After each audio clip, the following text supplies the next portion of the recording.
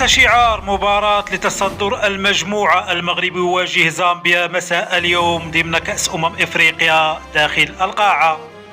يواجه المنتخب الوطني المغربي مساء اليوم الاثنين مباراة حارقة، تلك التي ستجمع بمنتخب زامبيا ضمن الجولة الثالثة من دور المجموعات برسم كأس إفريقيا لكرة القدم داخل القاعة.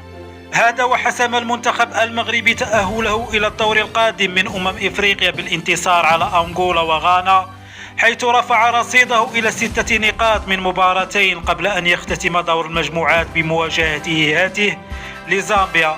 وكان المنتخب الوطني المغربي قد حقق الفوز في المباراة الأولى أمام أنغولا بنتيجة 5 أهداف ل2، وفي المواجهة الثانية أمام غانا بنتيجة 8 أهداف ل3.